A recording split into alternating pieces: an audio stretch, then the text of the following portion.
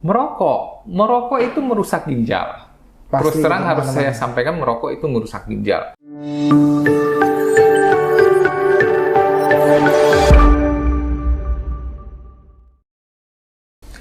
Setiap tahun Hari Ginjal Sedunia diperingati pada hari Kamis kedua bulan Maret untuk meningkatkan kesadaran akan pentingnya kesehatan ginjal.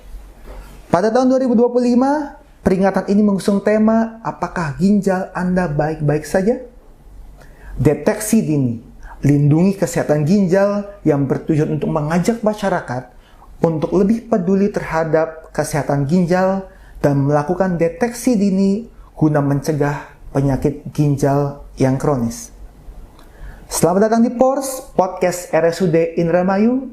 Saya Dr. Steven Saputro, berbahagia menyapa Anda Sobat RSUD dalam acara kebanggaan kita. Dan kali ini kita sudah bersama Dr. Johari yang sudah ada di tengah-tengah kita. Selamat siang Dr. Jo. Selamat siang Dr. Steven. Kabar baik tentunya ya? Kabar baik. Ginjal Dr. Steven tentu baik ya. Alhamdulillah, mudah-mudahan baik. Apalagi sekarang kita sedang dalam kondisi berpuasa yang katanya detoksifikasi dalam tubuh kita. Dr. Jo, berbicara tentang Hari Ginjal Sedunia dan sebagai dokter yang berada di ruangan hemodialisis RSUD Indramayu, saya banyak mendapati kasus di luaran sana bahwasanya yang awalnya pandangan umum itu penyakit ginjal itu hanya diderita oleh orang-orang yang sudah lanjut usia. Betul. Tapi sekarang itu uniknya banyak pasien-pasien usia relatif muda yang sudah punya penyakit ginjal dengan berbagai macam alasan. Sebetulnya siapa yang harus aware terhadap dan sejak usia berapa kita harus aware terhadap ginjal kita, Dr. Jo? Oke, Dr. Steven, pertama-tama saya mengucapkan selamat menjalankan ibadah puasa untuk Sobat RSUD, Dr. Steven dan teman-teman di sini. Semoga ibadah puasanya berjalan lancar, amin. berpahala. Ya, tentu kalau kita bicara soal ginjal, persepsi masyarakat itu selalu, saya pasti baik-baik saja, saya masih muda, ginjal saya tidak mungkin akan bermasalah dan sebagainya. Yes. Ya, tapi pengalaman-pengalaman kita di unit hemodialisis RSUD Indramayu, pasien-pasien umur awal 20-an itu banyak. Akhir belasan, 19, 20, kita sering temui juga. Dan pasien-pasien di bawah umur 30 tahun pun cukup banyak. Yes. Ya, cukup banyak. Kenapa? Karena saya senang sekali diundang dalam acara ini karena saya melihat awareness masyarakat itu terhadap kesehatan ginjal juga masih sangat kurang sebenarnya. Karena kita harus hati-hati dengan ginjal, karena ginjal itu ada yang menyebutkan itu silent killer dan sebagainya. Karena apa? Karena penyakit ginjal itu di awal-awal itu tidak memberikan gejala. Itu yang harus hati-hati dan itu yang bikin kemudian masyarakat atau apa jadi tidak aware, saya tidak apa-apalah atau tidak merasakan apa-apa. Tapi kalau penyakit ginjal kalau sudah memberikan gejala biasanya itu udah di tahap terminal sebenarnya.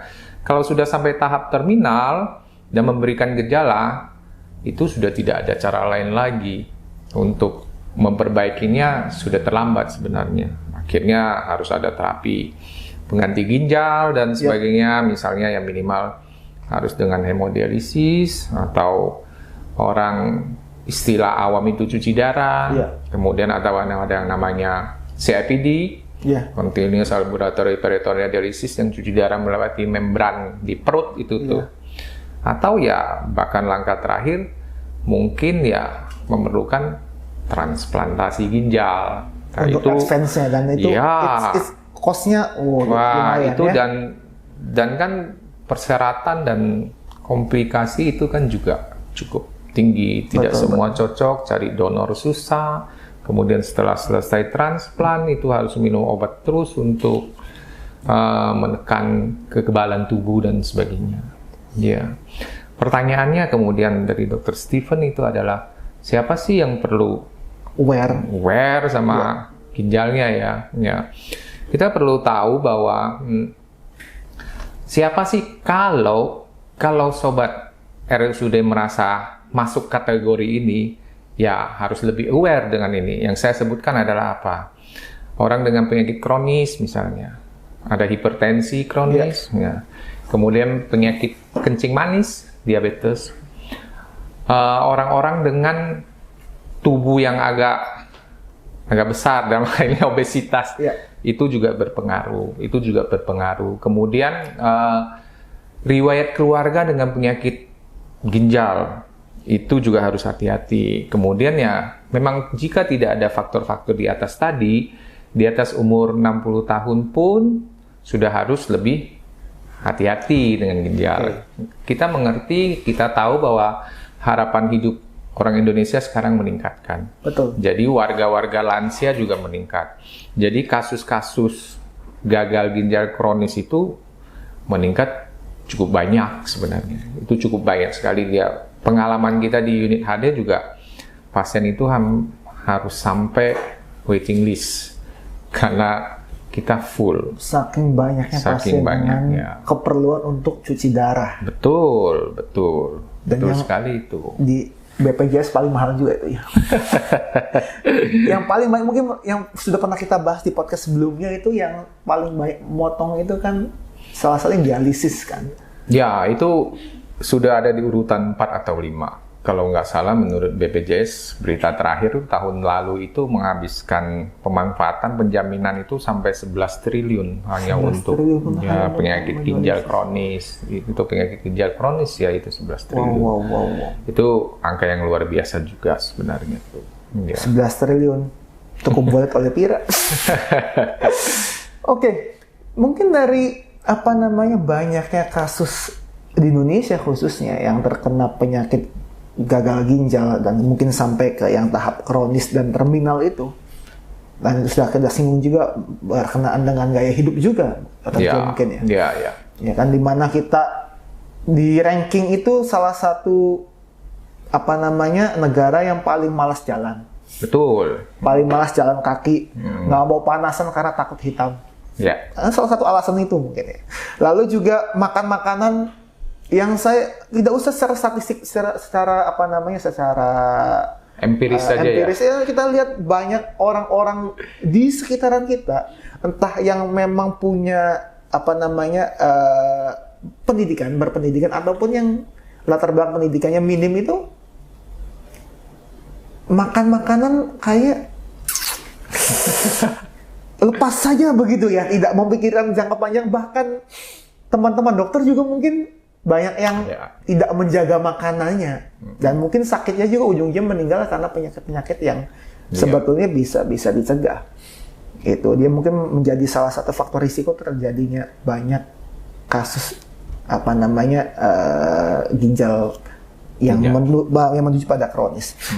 Dan pertanyaan selanjutnya adalah, apakah bisa dideteksi sebelum kita ada orang yang menuju ke tahap terminal atau tahap lebih lanjut itu? Iya, justru itu. Orang-orang dengan kriteria tadi, salah satunya hipertensi atau diabetes, kemudian obesitas, keluarga dengan penyakit ginjal, ya itu sebaiknya memang dianjurkan untuk deteksi dini sebenarnya. Deteksi dini itu pertanyaannya adalah, apa sih manfaat deteksi dini? Ya kan? Ya, kalau deteksi dini, kalau kita bisa ini kan, itu pertama kalau sudah terdeteksi, itu ada tindakan-tindakan yang kita bisa lakukan untuk memperlambatkan kerusakan ginjal.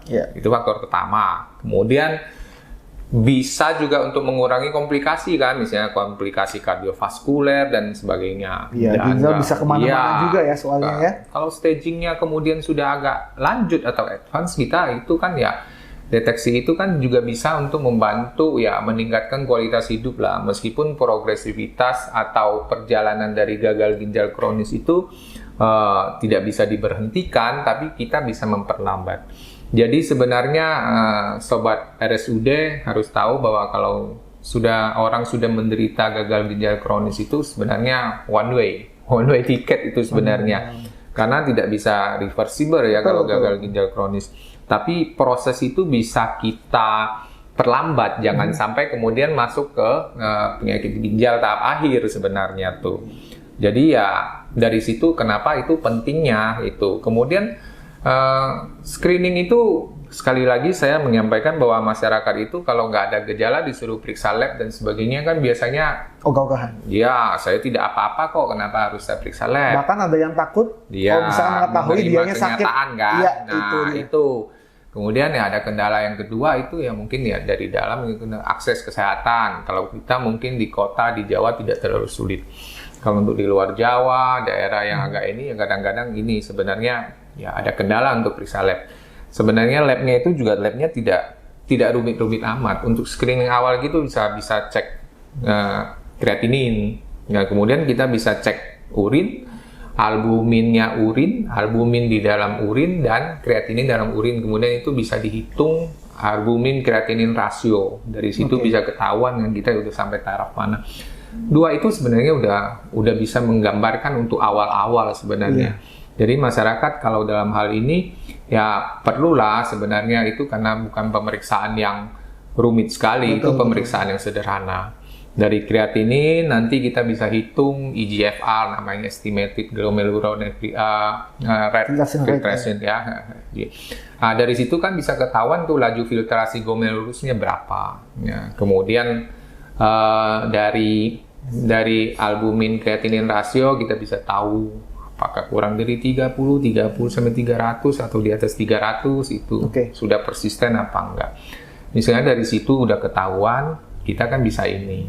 Kita bisa antisipasi lah. Kemudian bisa konsulkan ke para ahlinya apa yang harus kita lakukan sebenarnya. Ya. Jadi ya masyarakat itu sebenarnya ya harusnya bisa untuk kesehatan diri sendiri bisa lebih aware lagi sebenarnya tuh. Kemudian kalau pertanyaannya, kalau memang saya periksa, kemudian apa sih yang saya harus lakukan, misalnya untuk protek, untuk melindungi ginjal saya. Nah, itu kan kita bisa dengan ini ya tindakan apa? Namanya itu preventif lah, itu pencegahan. Pencegahan itu kita bisa bagi pencegahan primer. Pencegahan primer artinya apa? Artinya kalau memang kita ada penyakit hipertensi, ada darah tinggi, ada kencing manis misalnya, itu diobatin, itu dikontrol. Karena kalau tidak, efeknya kemana-mana itu kan? Sekian tahun kemudian ginjal pasti akan berefek. Nah, itu yang jadi masalah kan. Saya masih sering nemuin pasien-pasien saya dengan tensi misalnya 200, 180 sistoliknya selalu bilang, "Dok, saya nggak pusing." Nah, itu saya dapat itu. Ya, saya tidak marah-marah. Leher saya nggak pegal, Dok. Saya nggak sakit. Ya, saya nggak sakit. Padahal kita tahu bahwa sekitar 70% itu sebenarnya penyakit hipertensi itu kan tidak bergejala. Betul. Pasien tidak merasakan apa-apa. Artinya apa? Artinya dari 10 orang ya yang hipertensi ya 7 orang tidak merasakan apa-apa. Dari situ kemudian masyarakat merasa saya baik-baik saja, saya fine-fine saja. Padahal tensinya sehari-hari 180, 190. Dan itu tidak terasa. Nah, tidak terasa apa-apa. Dan mereka berobat menunggu kepala sakit, leher berat. Nah, itu kadang-kadang udah terlambat dan itu berlangsung bertahun-tahun. Dan bagi saya kalau misalkan dalam kondisi begitu, saya mendingan kalau ada hipertensi yang kerasa deh. Langsung aware kan pasti datang ke itu kan. Kalau misalnya udah nggak ada gejalanya, tiba-tiba tinggi itu kan yang nggak bahaya, tiba-tiba kolaps dan sebagainya. Ya, justru kita pencegahan primer untuk hal-hal demikian, begitu juga dengan diabetes atau kencing manis. Itu kan sebenarnya harus gula darah itu harus terkontrol ya. Gula darah itu terkontrol kan artinya seumur hidup. Awal-awal tentu pasien kita anjurkan untuk perubahan pola hidup, dari makanannya, dietnya, kemudian olahraganya. Memang kalau memang itu tidak bisa, kemudian tentu harus ada bantuan obat-obatan. Ya, itu tetap bertahap. Jadi persoalan kemudian kadang-kadang berobat, selesai minum obat dia tidak datang lagi, meskipun ada gejala. Padahal kita tahu tensi itu harus terkontrol seumur hidup kan, minum obat terus-terusan. Terus-terusan. Dan ada lagi pertanyaan, Dok, kalau saya minum obat terus-terusan apa tidak merusak ginjal saya? Nah itu klasik sekali. Itu saya selalu menerangkan kepada untuk sobat RSUD juga perlu tahu. Kalau minum obat, apakah tidak merusak ginjal saya? tentu obat yang diberikan oleh dokter itu sebenarnya kan dosisnya sudah terukur. Betul. Untuk pemakaian jangka panjang sudah pasti ada penelitiannya. Jadi, kalau obat itu tidak diminum, justru ginjal Anda akan lebih cepat rusak. Betul. Nah, daripada minum, ada kekhawatiran-kekhawatiran seperti itu.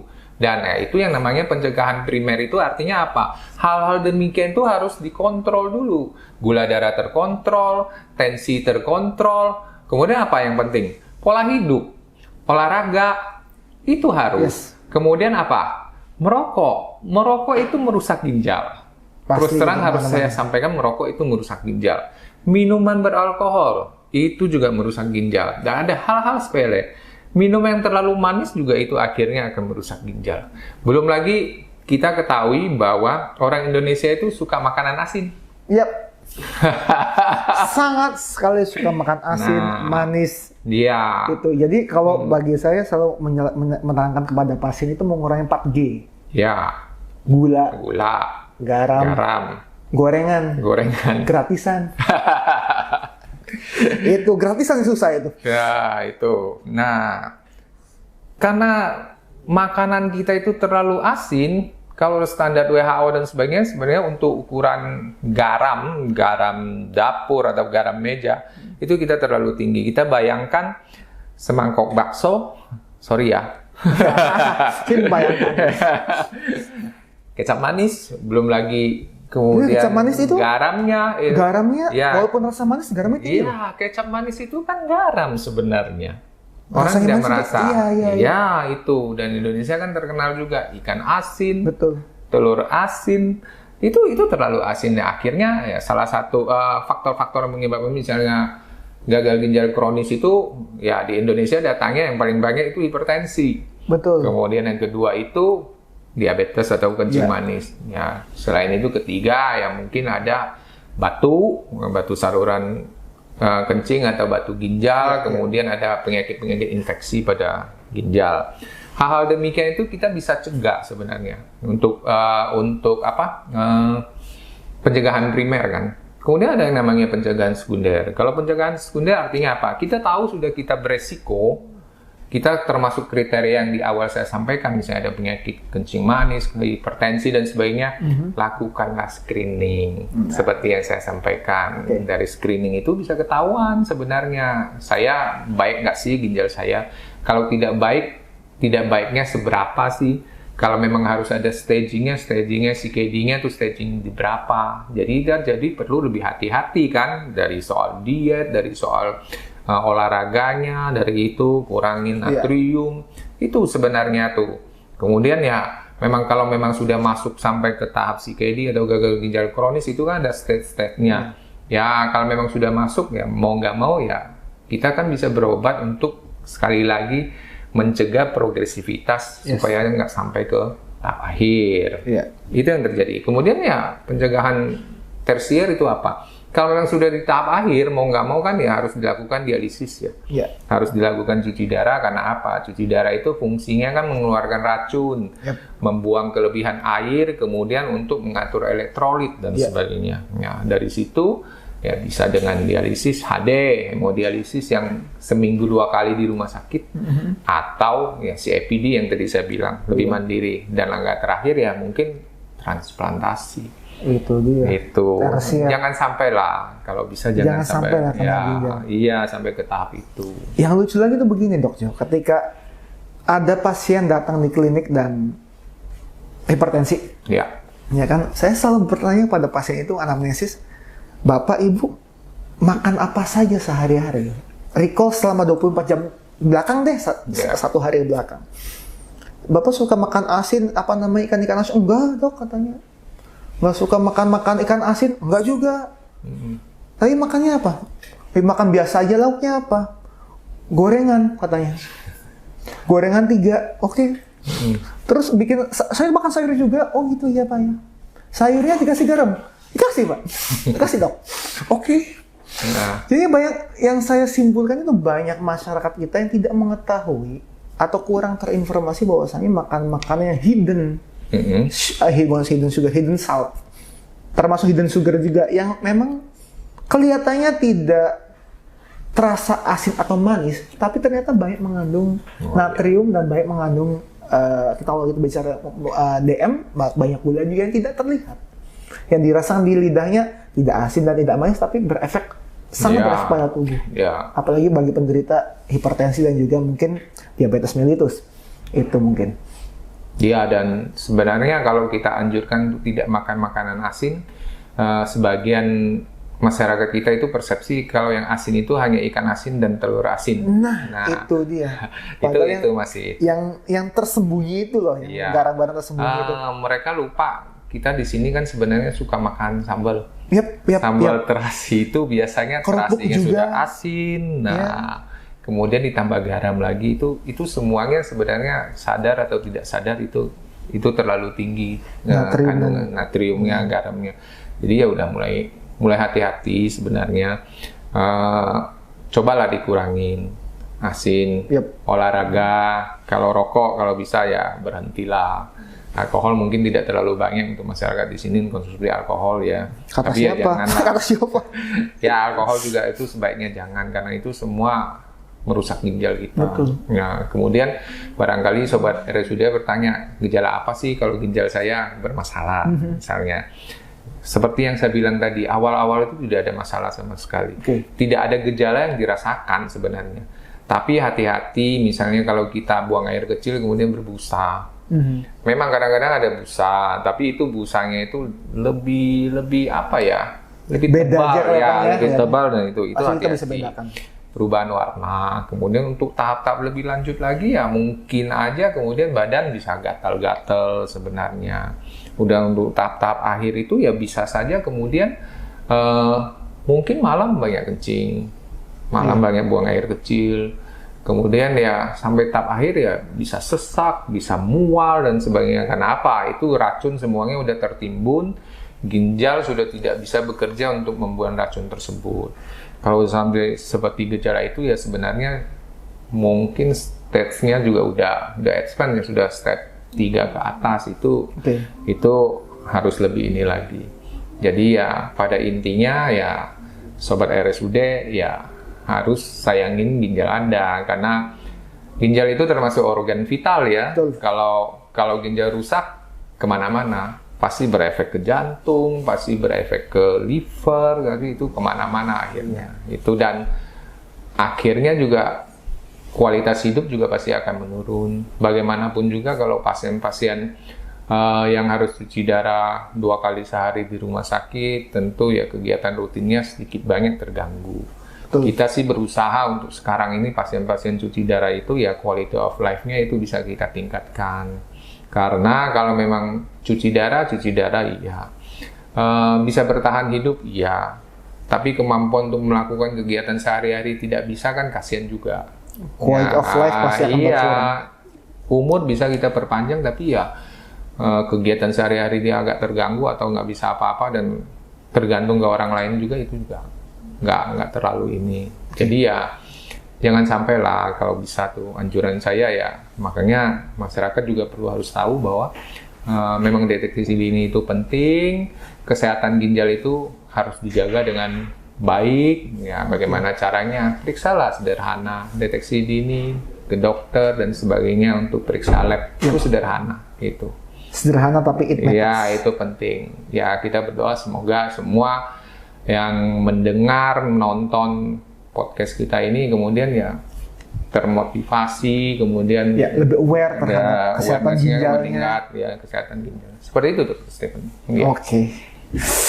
Wow, bahas tuntas tentang Hari Ginjal Sedunia dan dengan temanya tahun ini, tahun 2025, apakah ginjal Anda baik-baik saja? Itu kita harus lebih aware terhadap kesehatan ginjal kita, baik yang usia muda, apalagi yang sudah lanjut usia.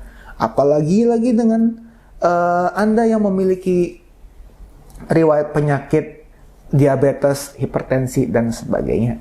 Dr. Jo, terima kasih sudah hadir di tengah-tengah kita di Podcast RSUD Indramayu. Terima kasih. Dan semoga informasi yang kita diskusikan tadi bisa bermanfaat bagi semuanya. Amin. Dan akhirnya saya Dr. Stephen Saputro, host Pors, mengucapkan terima kasih banyak dan sampai jumpa di podcast selanjutnya. Bye-bye.